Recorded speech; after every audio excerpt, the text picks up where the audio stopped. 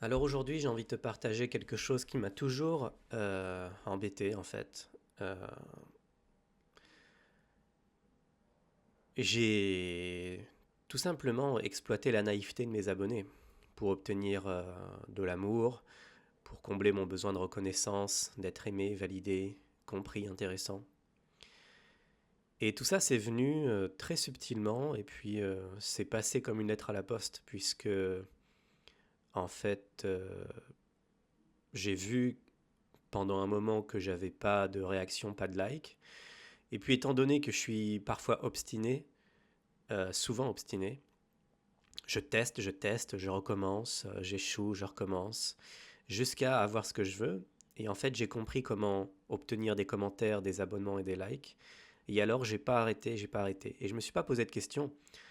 Euh, j'ai utilisé pendant des années euh, des leviers marketing ou psychologiques, je sais pas ce que c'est, mais c'est des leviers qui marchent, qui exploitent la naïveté des gens et qui les pousse à commenter alors qu'ils n'ont pas cherché à commenter. C'est juste que je leur dis, je les invite à commenter et je les invite à commenter comment? En utilisant la peur. Euh, Il y a plein de façons de faire en fait. Si je dis un truc bien en message, eh ben, je peux mettre en commentaire dis oui pour que ça soit exaucé, ou je sais plus comment je disais, ou manifesté dans ta vie. Et la personne qui, qui voit un type de message comme ça, qui dit un message positif sur sa vie ou sur ce qu'il va obtenir, et et qui voit en dessous un message qui dit si tu réponds pas, ben, tu n'auras pas ce joli cadeau imaginaire, et ben la personne, en fait, au lieu de commenter par elle-même, elle commente par la peur de passer à côté de la surprise qui pourrait l'attendre demain. Donc tout ça, c'est un truc vraiment incroyable. Et c'est des leviers de manipulation.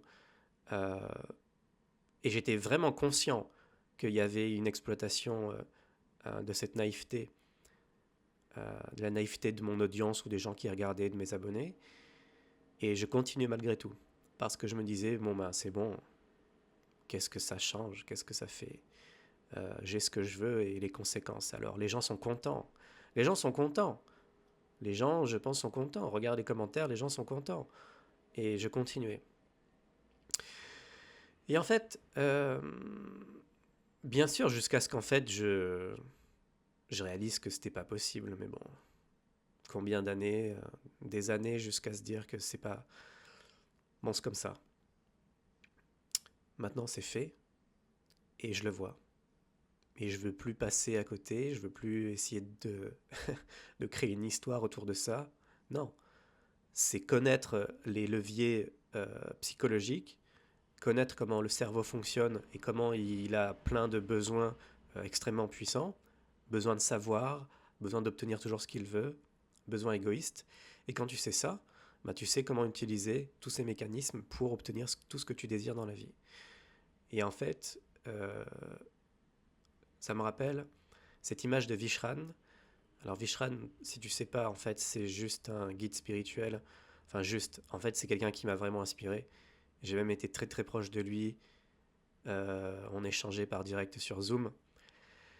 Et en fait, à un moment donné, euh, il parle de ces personnes qui gagnent en niveau de conscience et qui ont alors le choix de soit devenir des Jedi ou soit devenir des seigneurs Sith.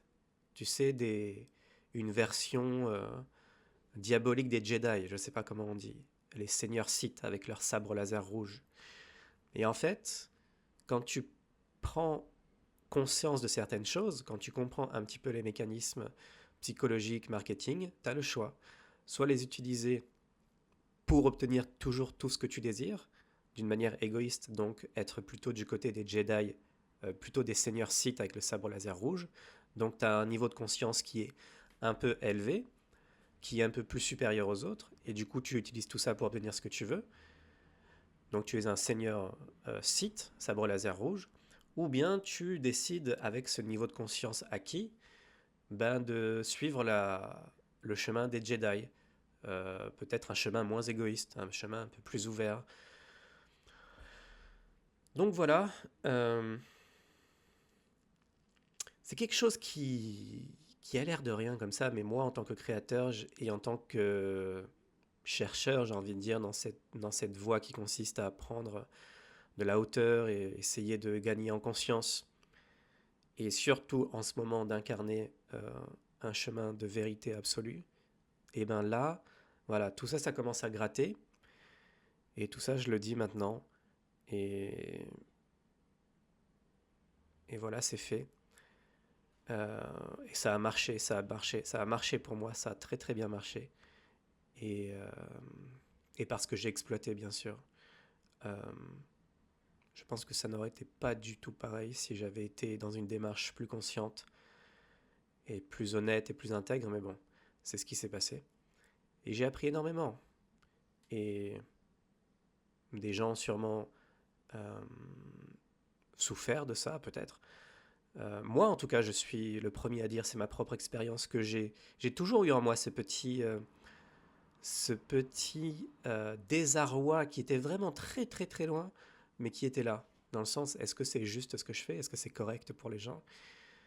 Euh, je pense que dans l'ensemble, les gens étaient dupes, c'est-à-dire ignorants de ces mécanismes, et donc j'étais tout à fait content d'avoir des messages positifs et de commenter oui et de dire je manifeste.